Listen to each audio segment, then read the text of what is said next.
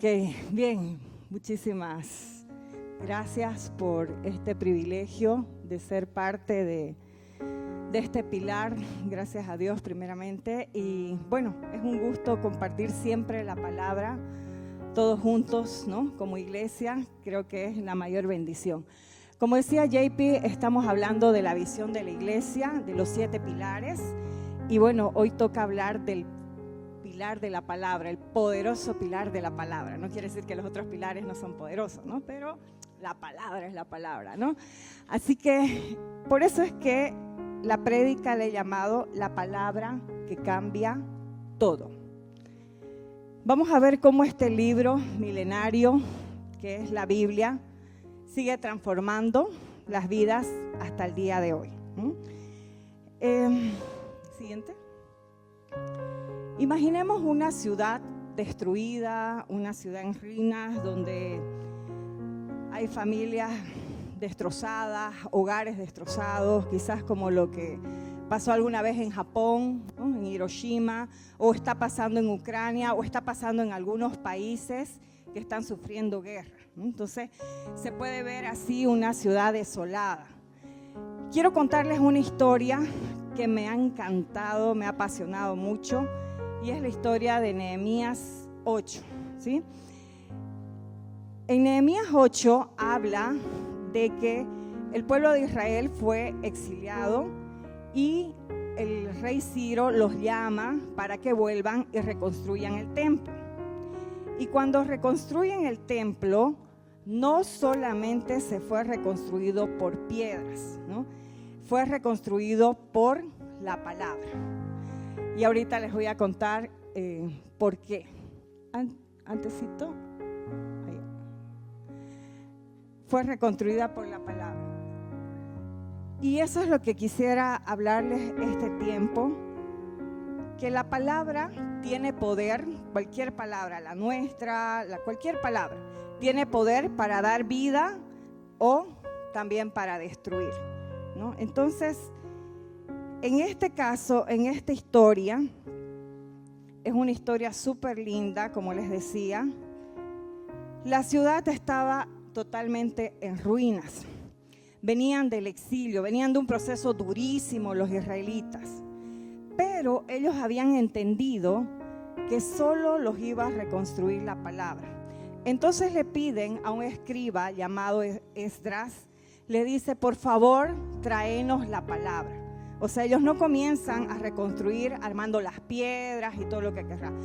Les dice, primero lee la palabra. Entonces vemos a Esdras, así como ven en la foto, dice que Esdras se paró y 6 horas explicó la palabra, leyó la palabra, 6 horas.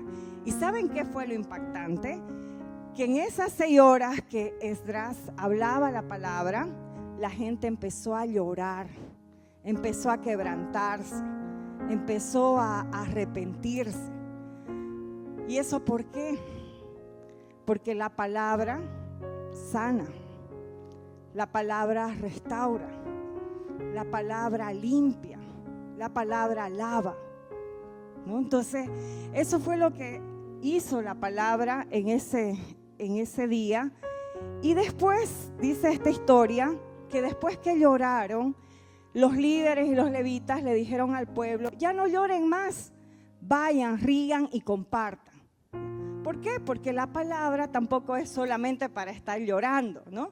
Te ayuda a sanar, a restaurar, a limpiar y todo. Pero también, ¿qué pasa cuando una persona es restaurada? ¿Sigue llorando? No, ¿no? ¿Qué hace una persona restaurada? Va y cuenta, se regocija, ¿no? Comparte y todo. Y eso fue lo que pasó con el pueblo de Israel. ¿Y qué pasa ahora? Muchas veces yo pensaba en esta analogía. Este tiempo estamos de alguna manera, los hogares, hay muchos hogares destruidos, hay muchos hogares luchados, hay muchos hogares como le pasó a Jerusalén, ¿no? Unas tierras desoladas. Pero ahí, ¿qué tal este escenario? Los hijos en la tecnología, los papás trabajando, ocupados, y distanciados dentro de una casa. Entonces, ¿qué tal si la familia empieza a leer la palabra? Comienza con 5 minutos. Quizás va a encontrar a los papás cansados. No quiero leer la palabra, quiero mirar tele, quiero relajarme, ¿no? Los hijos vengan a ver la palabra, no, qué aburrido. Puede ser ese el escenario. Pero ¿qué tal si lo intentan? ¿Qué tal si pasa 5 minutos un día, otro día 10 minutos, otro día 15 minutos? ¿Ustedes creen que la palabra va a empezar a generar conversaciones profundas? ¿Ustedes creen que la palabra va a empezar a unir esa familia distanciada? ¿Ustedes creen que la palabra va a empezar a sanar esa familia? Yo también lo creo. Entonces, esa familia destrozada va a empezar a reconstruirse, ¿no? Entonces, ese es un escenario, podríamos decir sencillo, pero hay otros escenarios mucho más difíciles, ¿no? Entonces, la palabra tiene el poder de eso. ¿O qué tal otro escenario? Un divorcio.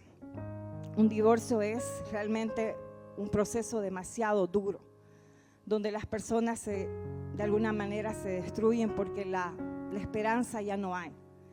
Pero la palabra te puede construir, ¿no? Así como vimos en la reconstrucción del templo, la palabra te puede ayudar a reconstruir. Hay esperanza. O sea, no solamente la esperanza es para la familia, no solamente la esperanza es para un tipo de personas, la esperanza es para todo el que está destruido. Y ese poder de reconstrucción, de restauración, ese es el poder que tiene la palabra. Sigamos, por favor. Voy a hablar de 3 puntos, ¿no? La palabra restaura, la palabra transforma. Y aquí también quiero contarles una carta que le escribe Pablo a Timoteo, su discípulo amado, donde le habla a Timoteo. ¿Podemos seguir? 3:14, 2 Timoteo 3:14 al 17. Vamos a leer juntos porque acá hay unas perlas preciosas de la palabra. Realmente yo oro para que usted y yo sigamos encontrando esas perlas que tiene la palabra, ¿no? Dice, pero tú debes permanecer fiel a las cosas que se te han enseñado. Sabes que son verdad porque sabes que puedes confiar en quienes te las enseñaron. Acá hay cosas importantes. La palabra, solo la palabra te va a ayudar a permanecer. Cuando Pablo le escribe a Timoteo esta carta, el contexto de esta carta en Timoteo 3, Pablo le está diciendo, cuidado con los últimos tiempos porque van a haber hombres amadores de sí mismos, ¿no? Vanagloriosos, hombres engañadores. Entonces le está diciendo un montón de cosas que va a haber en los últimos tiempos, ¿no? Y es lo mismo que está pasando ahora. Van a haber hombres perversos, hombres que engañan, hombres que hacen aberraciones y todo eso. Pero tú, dice, ¿no? Mantenete fiel. El pero es que hay otra alternativa. Hay otra alternativa para no seguir ese camino. Pero tú permanece fiel. ¿A qué cosa va a permanecer fiel Timoteo? A lo que se le ha enseñado, ¿no? Entonces dice, ¿por qué? Porque son verdad. En otras versiones dice, a lo que has aprendido y has sido persuadido. Acá dice, a lo que has sido enseñado y sabes que son verdad. Timoteo fue enseñado desde la niñez. El otro, por favor. Desde la niñez, miren este versículo. Desde la niñez se te ha enseñado las sagradas escrituras, las cuales han dado la sabiduría para recibir la salvación que viene por confiar en Cristo Jesús. Timoteo fue enseñado desde la niñez. Fue enseñado por su abuela Loida y su mamá Eunice. Pero fue persuadido, dice, ya fue persuadido por Pablo. O sea, muchas veces la fe de nuestros hijos, o sea, nosotros podemos enseñar, pero no podemos heredarle la fe a nuestros hijos. O sea, ellos van a tener que ser persuadidos, ellos van a tener que ser convencidos por una fe propia. Entonces, pero Timoteo tenía las dos cosas. Había sido enseñado y había sido persuadido. Pero ¿por quiénes había sido enseñado? Por las que él confiaba, dice, por las personas que tú confías. Y acá me llamó mucho este versículo. Dice que Timoteo, como les decía, había sido enseñado por su abuelita. ¿Cuántas abuelitas hay acá? Abuelas, no están de vacaciones. Ya. No terminó su trabajo con sus hijos.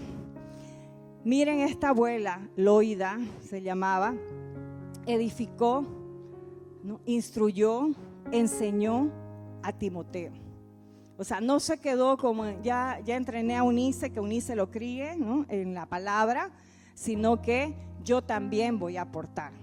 Incluso tienen un poco más de tiempo y disfrutar con los nietos, ¿no? Entonces, y eso es lindo, pero no ha terminado tu trabajo ahí, ¿no? Entonces, si quieres ver un Timoteo enseñado y persuadido, entonces enseñale la palabra.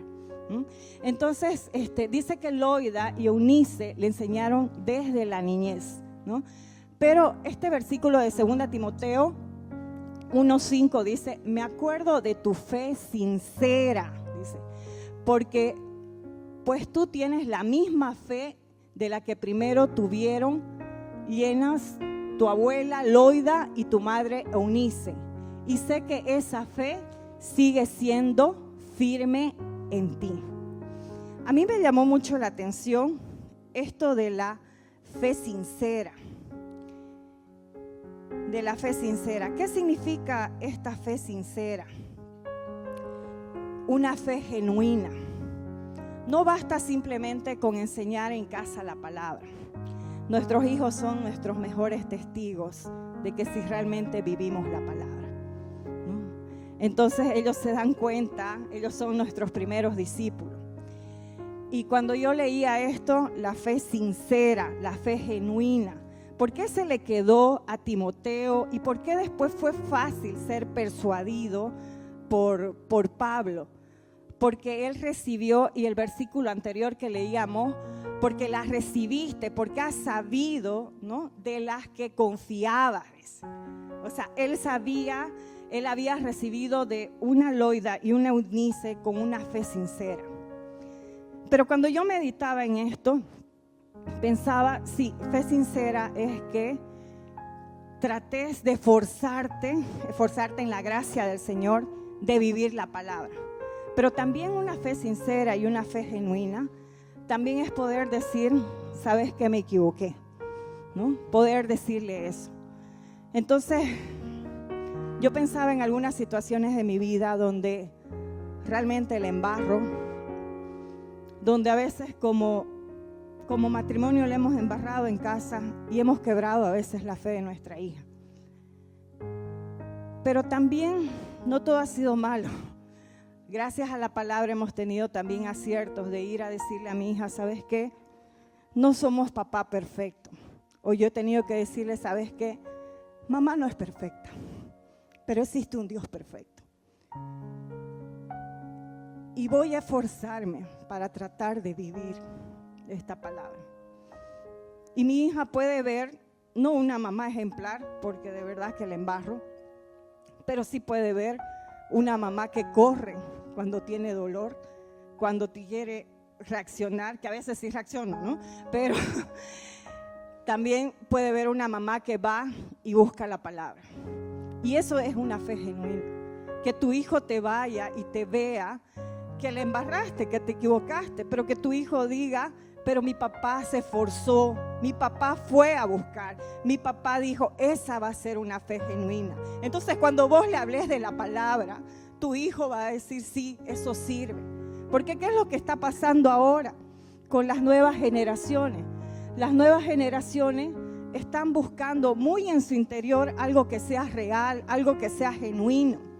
Entonces, si vos le das la Biblia, pero no la vivís o simplemente estás lleno de doble vida o de hipocresía, no la va, por más que le leas y le recontra leas, no lo va a atesorar.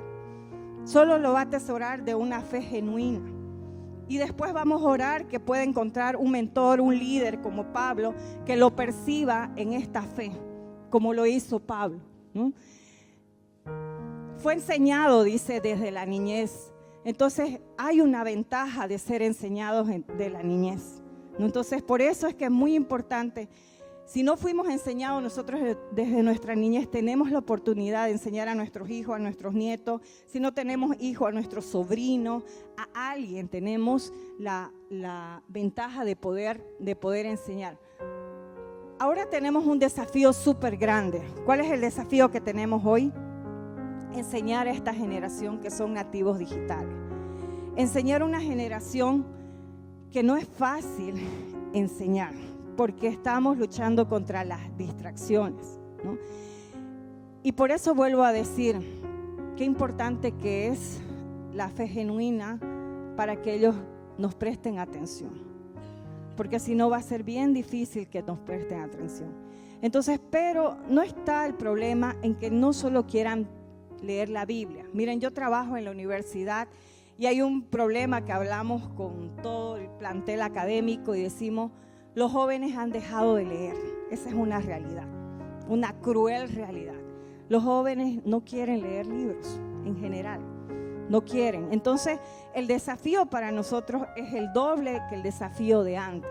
Son pocos los jóvenes, es un porcentaje tan pequeño el que quiere leer.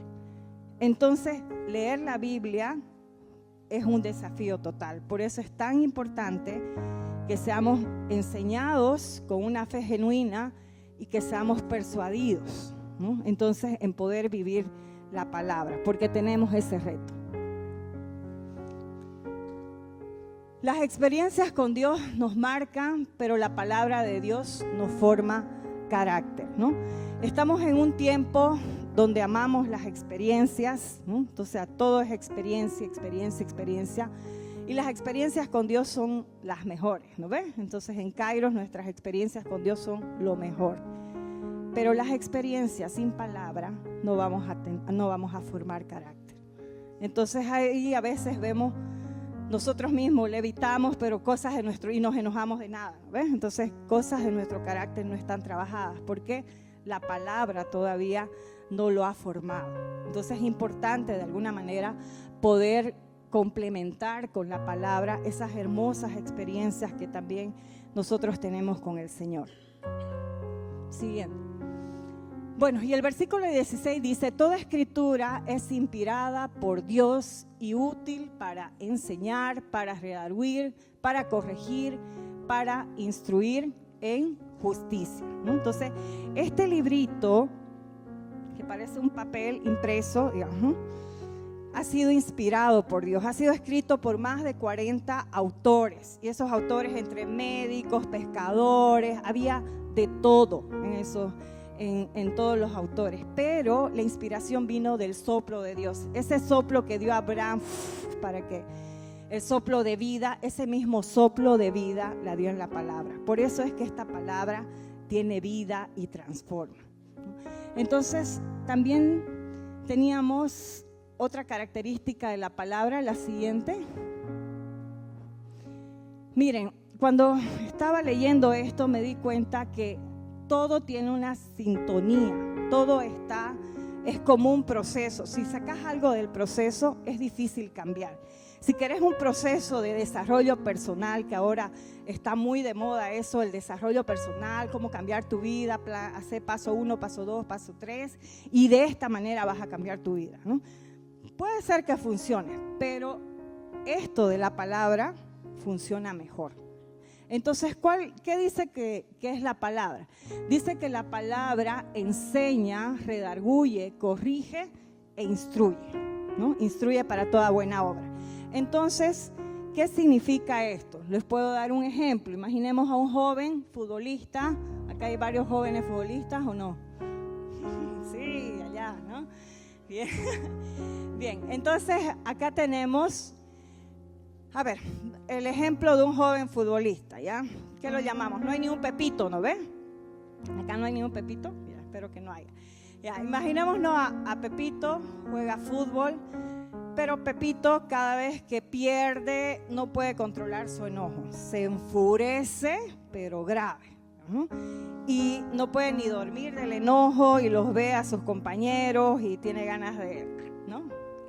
Ahí ahorcarlo, ¿no? Entonces, ¿qué puede hacer Pepito? Va a la palabra y la palabra dice, ¿no? Airaos, pero no pequéis, ¿no? La palabra te enseña, ¿ya? Lo dice. ¿Qué dice el segundo paso? Redarguye. Redarguir es que vos te des cuenta que has actuado mal. Entonces Pepito va a decir, realmente no es bueno que me enoje todo el tiempo, no es bueno que pierda los estribos todo el tiempo, ¿no? Entonces te puede decir a alguien, te puede venir a decir a alguien, o vos mismo al leer la palabra podés darte cuenta. Y después, ¿qué dice? Tercer paso, corrige, ¿no?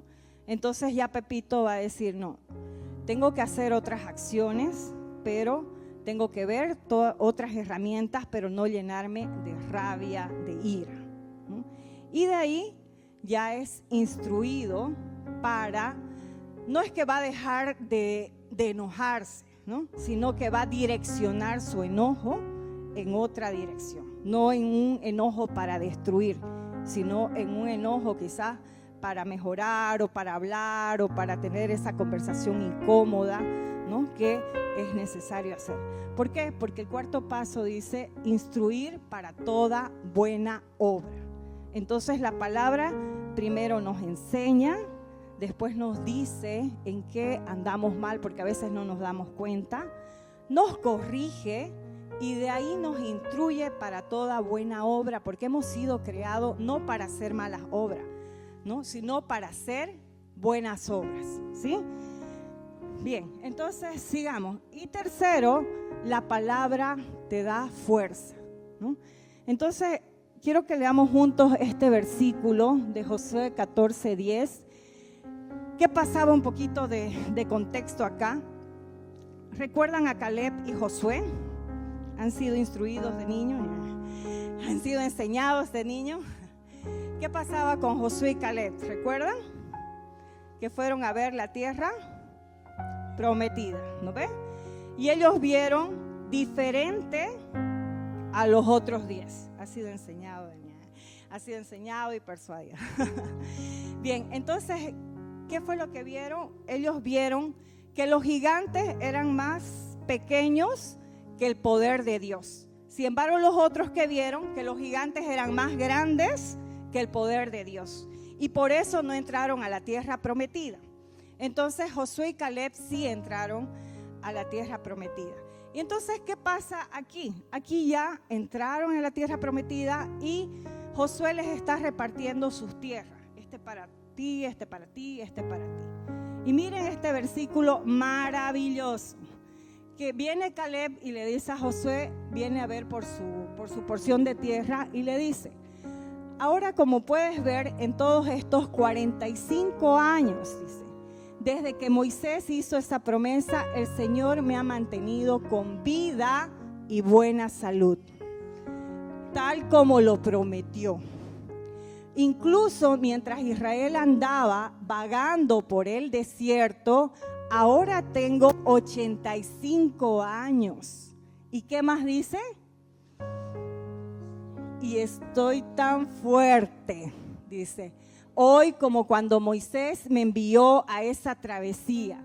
Y aún que dice, puedo andar y pelear tan bien como lo hacía entonces. Qué hermoso, ¿no? Eso es lo que hace la palabra. ¿Por qué Caleb decía eso?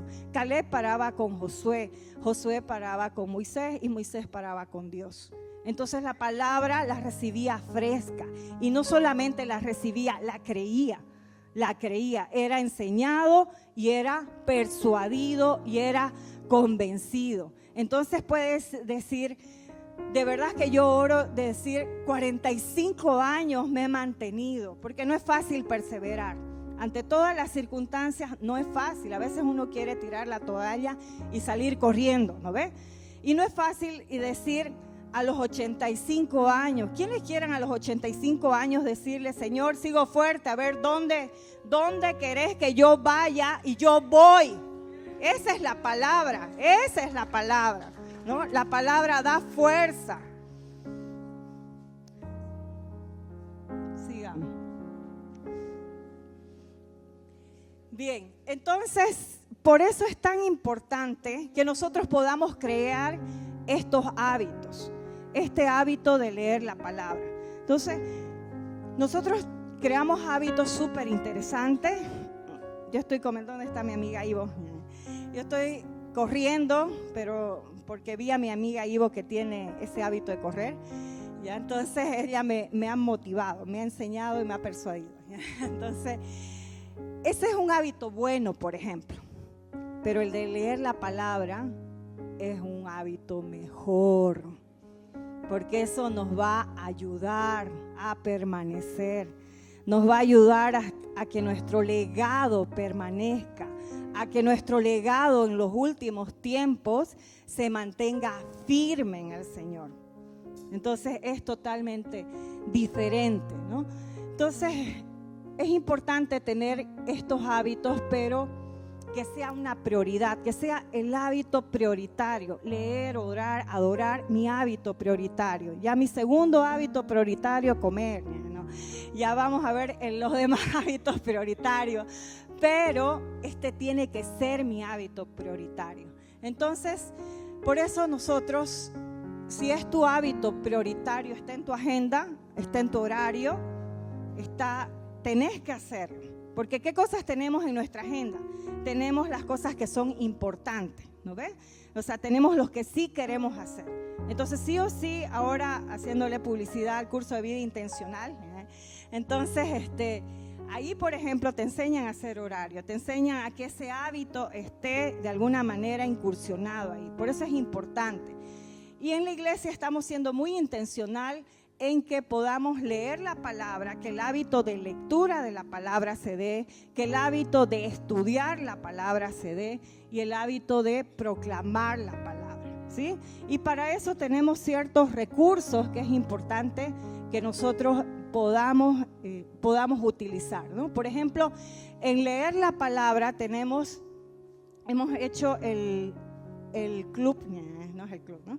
En la comunidad de la lectura de la Biblia en un año, ¿sí?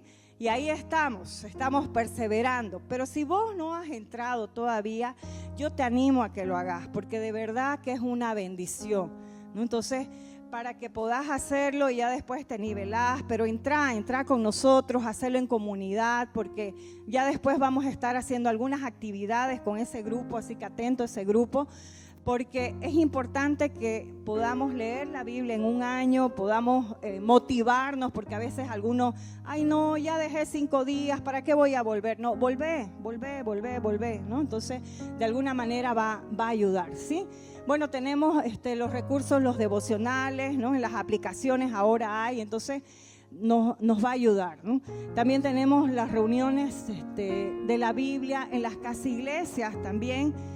Se hace intencional leer la palabra, ¿no? Entonces, una de las funciones de la casa iglesia es crear comunidad, pero también leer la palabra, ¿sí?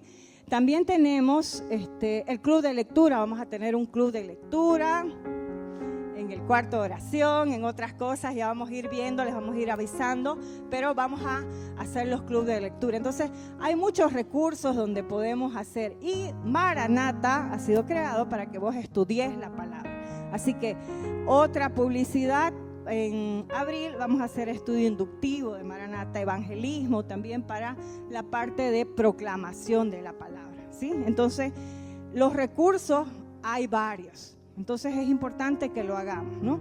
Y en proclamar la palabra no solamente queremos que sea la predicación, sino que sea la proclamación con nuestras vidas, esforzándonos por poder vivir la palabra, ¿no?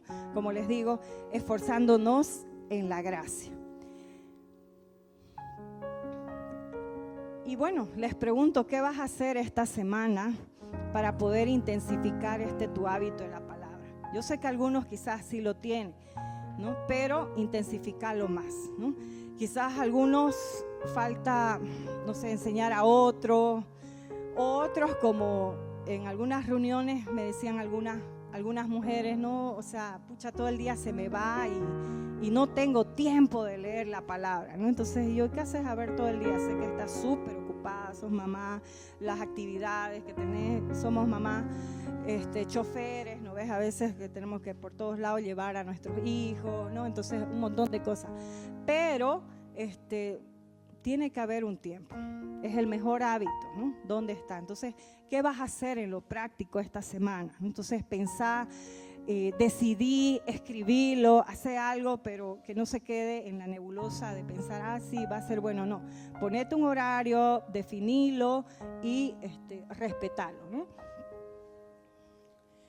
Y bien, un poquito para cerrar esta parte del mensaje, quisiera que se queden con estas 3 cosas importantes, ¿no? La palabra de Dios reconstruye, restaura, sana, lava, limpia. La palabra de Dios transforma. No es un cliché, realmente transforma. Y la palabra de Dios nos da fuerza, lo que hablábamos de Caleb, ¿no? No es el Botox, la palabra de Dios. ¿Y por qué tiene este poder la palabra de Dios? ¿Por qué puede este librito, ¿no?, maravilloso? ¿Por qué tiene ese poder para poder cambiar? Porque la palabra de Dios es la revelación de Jesucristo. Es la revelación del que era, ¿no? ¿Por qué el pueblo de Israel lloró? Porque de alguna manera tuvo la revelación de Jesucristo sin todavía conocerlo. La convicción de pecado del Espíritu Santo, la necesidad de ser restaurados de su identidad en ese tiempo. Porque en el nuevo pacto tenemos a un Timoteo, un joven que permanece fiel pese a todo el entorno que lo rodea.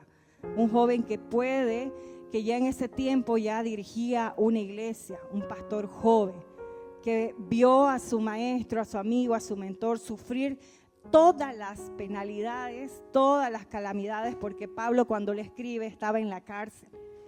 Pero Pablo le decía, vale la pena, vale la pena. Entonces es la revelación de ver ese Jesús actuando. Entonces la palabra es la revelación del que era, del que es y del que ha de venir. Amén. Por eso la palabra lo cambia todo. Amén.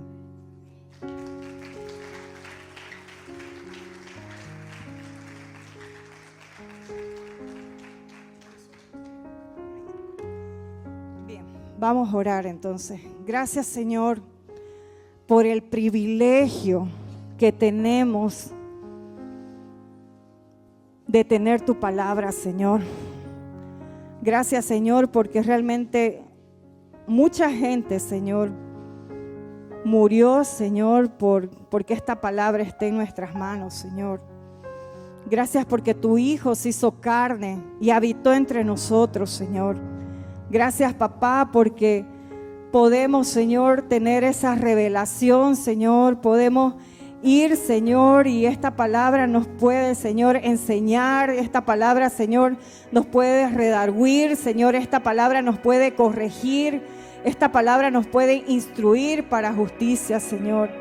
Gracias te doy por eso, Señor, y yo te pido la gracia, Señor, la gracia para poder vivirla, la gracia para tener una fe genuina, Señor, la gracia, Señor, para que las familias sean reconstruidas a través de la palabra, la gracia para que las familias que se fueron disueltas, Señor, cada persona de ese hogar también sea reconstruido, Señor.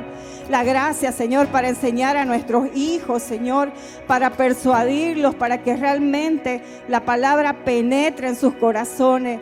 La gracia para permanecer fiel, Señor, a lo que tú dices, Señor. La gracia para tener fuerzas, para seguir sirviéndote, para seguir amándote, Señor. La gracia, Señor, para decir, ¿dónde voy, Señor? Estoy aquí, Señor. La gracia, Señor, para poder realmente, Señor, experimentar tu presencia, Señor. Gracias, Jesús, Señor, porque has sido, Señor, sos, Señor, y ha de venir y está sentado en un trono porque eres un Dios vivo, Señor. Gracias te doy, Señor. Bendice a tu iglesia.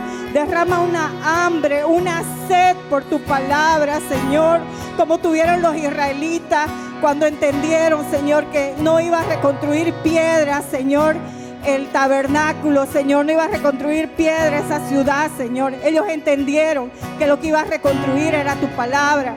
Yo te pido que cada uno de nosotros ahora se vaya con esa palabra, entendiendo que no va a ser en otro lugar, Señor, donde se van a reconstruir, entendiendo que se van a reconstruir en la palabra, Señor. Y te pido que hoy día, Señor, la palabra haga su obra y también le traiga a su mente, Señor, la palabra, Señor, que personas aquí han recibido, Señor, y esa palabra se durmió, ahora se despierta en el nombre de Jesús. Esa palabra, Señor, donde muchos de los de acá se les dijo que eran amados, que eran aceptados, que su valor estaba en ti, Señor, y no en otra cosa, Señor. Levanta a los jóvenes, levanta a los adolescentes, Señor, en una hambre de tu palabra, Señor, en un deseo de ser, Señor, llenados de tu palabra, Señor. Haz ese milagro, Señor. Y nosotros como generación, Señor, como abuelas, Señor, como padres, Señor, Padre, nos levantamos, Señor, para que nuestra generación ame la palabra, Señor, quizás como nosotros estamos amándola, Señor. Gracias, papá, gracias, Señor, gracias. Miraremos en tu palabra, somos transformados por tu palabra. Y hoy día cantamos lo que ha hecho la palabra de Dios. Solía vivir mi vida en temor y me encontró un camino mejor. Toda mi carga y condenación cambiada fue por tu gracia y perdón. Y no me hace falta nada ya. No yo, sino Cristo. No yo, sino Cristo. Y lo que fui, no soy más. Tú en mí vivo estás. No yo, solo Cristo.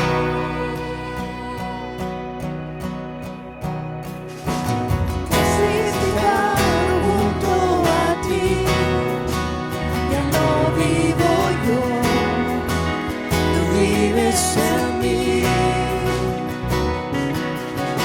Y no hay nada más que pueda aportar, tu gracia, Jesús, me bastará. No yo, sino Cristo. No yo, sino Cristo.